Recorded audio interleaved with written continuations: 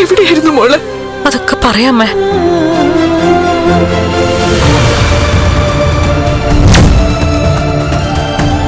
നല്ല ചൂട് സമയാ.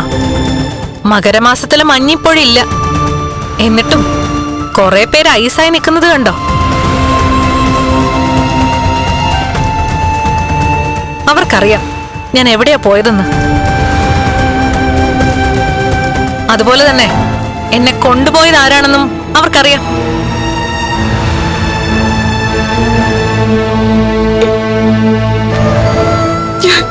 ഞാൻ അമ്പലത്തിൽ പോയി ദൈവങ്ങൾക്ക് മുന്നിൽ ഒരുപാട് കണ്ണീരൊഴുക്കും മോളെ. എന്നുവെച്ച കണ്ണൻ വിളിയോട് വിളിയായിരുന്നു. മോളെ കാണാനില്ലെന്ന് എനിക്ക് കണ്ണനോട് പറയാൻ പറ്റുമോ? പിന്നെ ഞാൻ ഫോൺ ഓഫ് ചെയ്ത് വെക്കുകയായിരുന്നു. കണ്ണേട്ടനിപ്പോ എനിക്ക് എന്ത് പറ്റിയെന്നറിയാതെ വിഷമിച്ചിരിക്കുകയായിരിക്കും. എന്റെ കണ്ണേട്ടനൊന്ന് വിളിക്കട്ടെ അമ്മേ. എന്നിട്ട് നടന്നൊക്കെ ഞാൻ അമ്മയോട് പറയാം.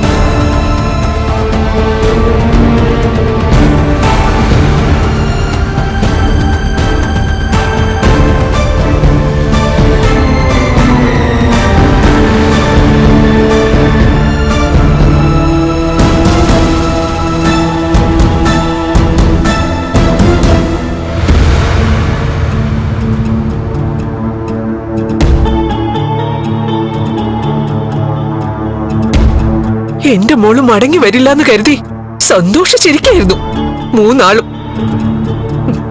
എന്നാൽ ഇതുപോലെ അഭിനയിക്കുന്ന ആൾക്കാരെ എന്റെ ജീവിതത്തിൽ ഞാൻ ഇതുവരെ കണ്ടിട്ടില്ല.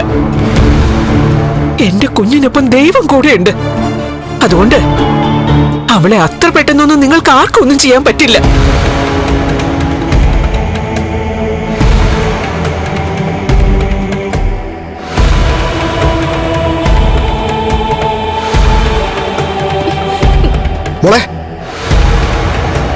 ഒന്നും പറയണ്ട. അച്ഛന്റെ തലയ്ക്കകത്ത് ആൾതാമസം ഇല്ലെന്ന് മനസ്സിലായി. എന്നാലും ഇങ്ങനെ മനുഷ്യനെ വേദനിപ്പിക്കാൻ പാടില്ലായിരുന്നു.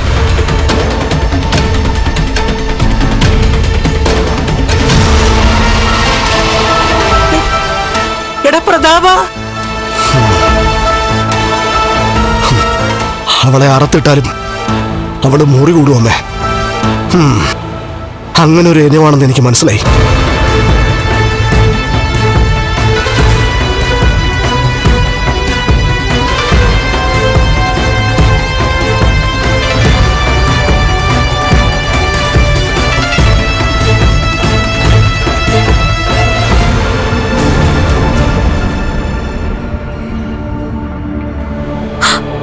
അയ്യോ, എത്ര മിസ് കോളാ. കണ്ണേട്ടന് ആകെ വിഷമിച്ചിരിക്കായിരിക്കും.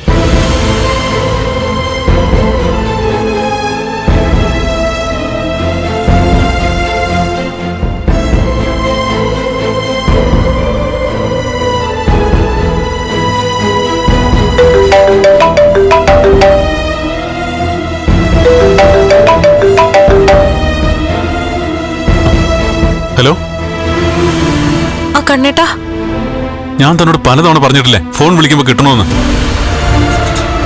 വെളുപ്പം കാലത്ത് 4 മണിക്ക് എണീക്കുന്ന കൂട്ടത്തിലെത്താൻ ആ സമയം മുതൽ ഞാൻ വിളിക്കുക.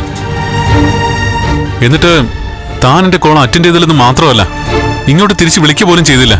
അത് കുറച്ചു കഴിഞ്ഞപ്പോ മൊബൈൽ സ്വിച്ച് ഓഫ്. എന്താ തനിക്ക് പറ്റിയത്? അസുരഗണത്തിൽപ്പെട്ട കുറച്ച് ആൾക്കാരുടെ ഇടയിലാണ് താനിപ്പോ. ആ ഒരു ഭയം എനിക്കുണ്ടെന്ന് ഞാൻ നേരത്തെ പറഞ്ഞിട്ടുള്ളതോ. അതൊക്കെ അറിഞ്ഞു വെച്ചിട്ട് എന്നെ എന്തിനെങ്ങനെ വിഷമിപ്പിക്കുന്നത്?